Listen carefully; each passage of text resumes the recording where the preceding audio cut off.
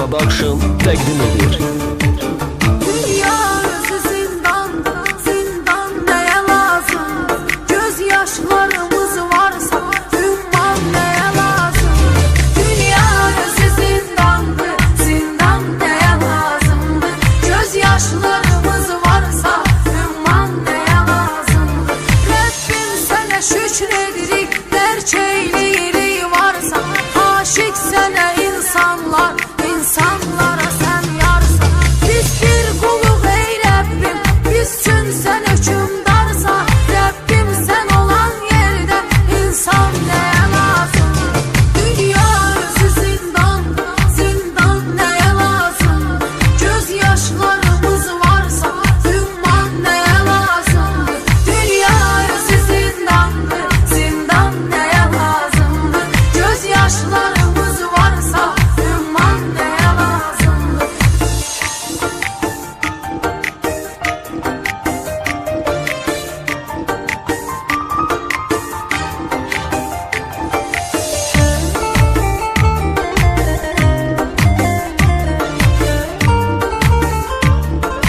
Neftçaları Vüqar təqdim edir. Gözlerini açır insan, dünya görünür gözüne. İnsan ele məxluqdur, sadiq durur her sözüne. Qeyrətsiz adamlar var, qeyrətli deyir özüne. Qeyrətsiz olan kəssin, vicdan neye lazımdır? Dünya özü zindan, zindan neye lazım? Göz yaşlarımız varsa ümman neye lazımdır? Dünya özü zindandır, zindan neye lazımdır? Göz yaşlarımız varsa ümman neye lazımdır?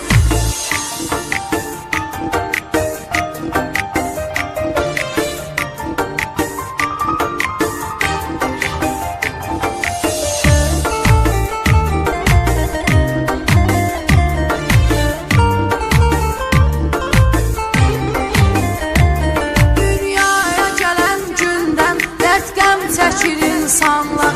Yazıq kasıbın dostlar, axı dərdini kim anlar? Tək sən Əzrail, tək sən alan canlar. Cismimdən ayır canımı, axı can nəyə lazımdır? Dünya özü zindan, zindan nəyə lazımdır? Göz yaşlarımız varsa ümman nəyə lazımdır? Dünya özü zindandır, zindan nəyə lazımdır? Göz yaşlarımız varsa ümman nəyə lazımdır?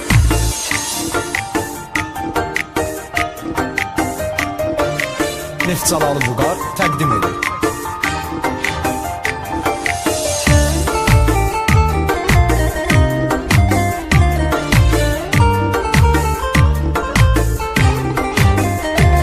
Kesti Yezidin başını, töştü Yezidin kanını. Sen ne için Əzrail aldın elimin canını?